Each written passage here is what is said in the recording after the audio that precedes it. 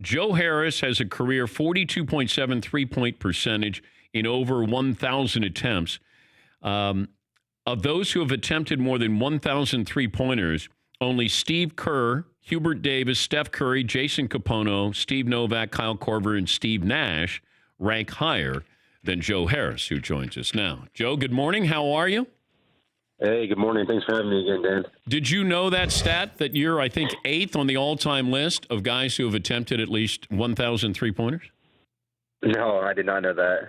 That's pretty good. Pretty good company in there. Oh, definitely. No, that's, yeah, I had no idea. It's awesome. When did you find out you were getting new teammates? I mean, they had an idea, obviously, the day of free agency, and but it all came together pretty quickly. And then everybody just happened to be actually in New York, so as soon as they signed, 6:00, we had a little sort of get together at the facility, met everybody. I mean, but it definitely all came together pretty abruptly. Okay, wait. So KD and Kyrie were there, and you guys had a little social event at the arena. No, at our practice facility. Oh, okay. So what was served? We actually had Carbone came in and fixed up some stuff for us. Nice. I like that. Very nice. And so did you introduce yourself then to Kyrie and KD? I did to KD, but I had played with Kyrie before. Okay. So I'm KD. First year and a half in Cleveland. I'm KD, and you are waiting to come up. Now, how do you do that? I mean, pretty standard introduction. Nothing, no fuss about it. Okay, so you weren't stumbling for what is the right thing to. Hey, I'm the 3-point shooting contest champion, or it wasn't anything like that. No, I didn't start off that. Pretty standard. What was the mood like? I mean, everybody was obviously excited. We had our entire coaching staff, front office, ownership. It's a monumental moment for the organization. So obviously, everybody's excited. Most of our guys are back too. A lot of the guys that are going to be around next year. So, a lot of excitement. Pretty surreal. It's crazy just how quickly everything sort of came together. Yeah, you want to be excited and say, hey, let's go out and play. And then you got KD limping around. So that's kind of a buzzkill. So you guys couldn't go out and say, hey, let's go play some pickup. No, definitely a tough situation for him. But, obviously, he's arguably one of the best players to ever play the game. And even if he's out a year, I mean, you still just happy to have him a part of the organization. He's Joe Harris. His nickname is Joe. He's Joseph Joe. I figured you were going to bring that up. I know. I have to, because when we're going, what's Joe Harris's nickname? And Fritzy goes, it's Joe. I go, come on. Come on. We got to bring Joey Hoops or Beef Jerky Joe or Joe the Gunner or Joe, I'm one of the great shooters of all time. Like something in there, Joe. If you ever shave the beard, I know, but the beard gave you a little bit of an identity, but not in Brooklyn because everybody has a beard in Brooklyn. I know. Now I'm just a normal, I'm an everyday hipster in Brooklyn now.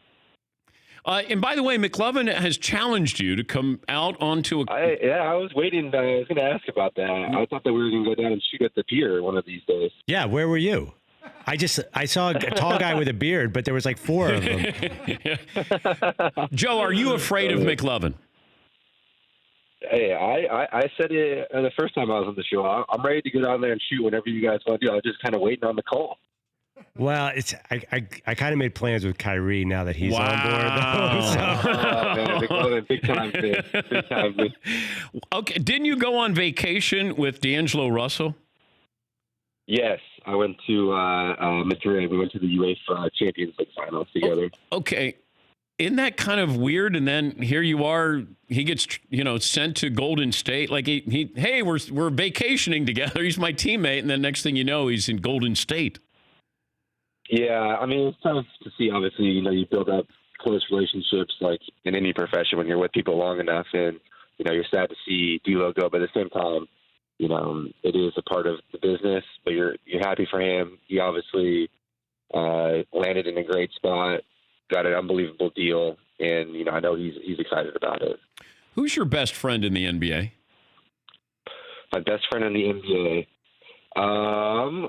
I'm probably closest with Matthew Dellavedova. I was in his wedding a couple of years ago, and we got really tight when we were in Cleveland together. I want a piece of Dellavedova. Delly's a man. He is. He's an all-time guy. He's just a really, really good guy. I want 10 chances against Dellavedova. 1-on-1? Yeah. Hey, we could line that up at the pier as well. I'm sure he could wouldn't mind making a trip to hang out in New York for a weekend. So I'll shoot against McLovin, and then you can play 1-on-1 against Delly. Yeah. I mean, I know if I shot against him, I would win. But I figured if we're going to just do 1-on-1, then Delly's going to give me that fake hustle. Does he slap the concrete when he's playing outside, Joe? He might be a little physical with it. Did he slap the floor during his vows when he got married? Oh my gosh! No, definitely not. I was kind of surprised that you got some heat when you got dunked on by LeBron back in 2018. There's a lot of guys who've been dunked on by LeBron. Why did you get grief? I was asking myself the same question. What is that feeling like, though, when you're in no man's land and LeBron's going up, and then you're just kind of caught? Yeah, it was only one of those situations where I really couldn't get out of the way. It was just a matter of sort of inertia and physics at that point. And then you get posterized, and I'm like, wait, they're making fun of him. He got dunked on. I'm thinking, LeBron's dunked on hundreds of guys. Yeah, and to be honest, I would put the way that I was dunked on towards the bottom of that list. It could have been a lot worse. Who have you dunked on? Anybody? I dunked on Gortat, actually. That's probably my only person I've ever dunked on. Somehow I managed to do it.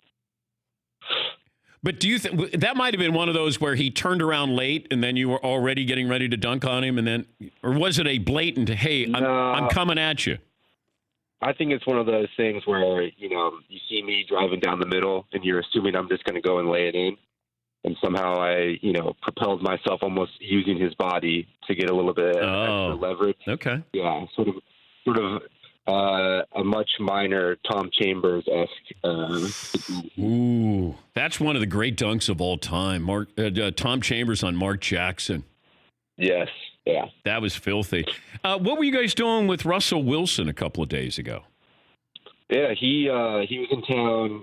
Sierra was playing at the Barclays Center, and he has a good relationship with our ownership group, Joe Tsai and his wife, Claire. And he just came in to use our facility just to train for a couple of days. And he happened to be around when a bunch of us were in there working out.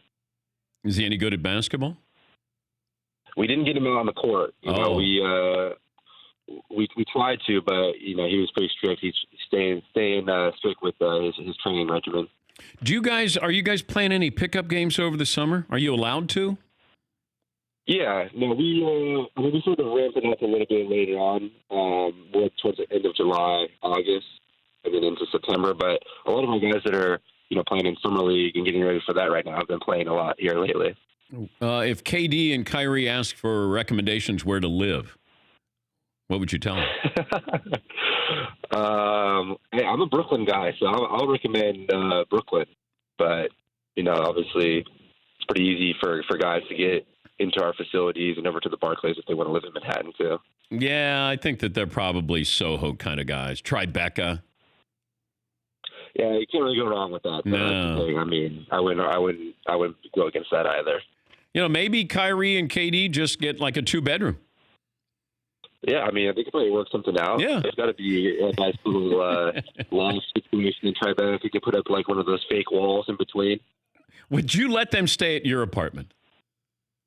Yeah, of course. That's what good teammates are for, right? Yes. Yeah. It's, college teammates, you might be crashing that way. That'd be funny, though. You, KD, Kyrie. Yeah, that'd be a good reality show. You produce some good content, I guess. Hey, yes, McLovin. Don't forget that wacky neighbor McLovin running in and saying hello. Oh, yeah. Yeah. Yeah, that's true. Actually, yeah, you got to factor that in. So I'll What let neighborhood you. do you live in, McLovin? I live in Dumbo. Oh, nice. See, you're even fancier than me.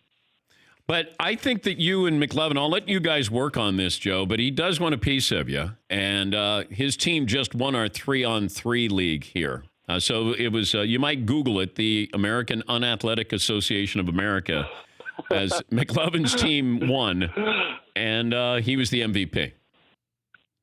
All right. Hey, I mean, I knew that I was going to have game for a challenge in the shooting contest, but obviously, You have everything to lose, though. So. Joe, you have everything to lose here and nothing to gain.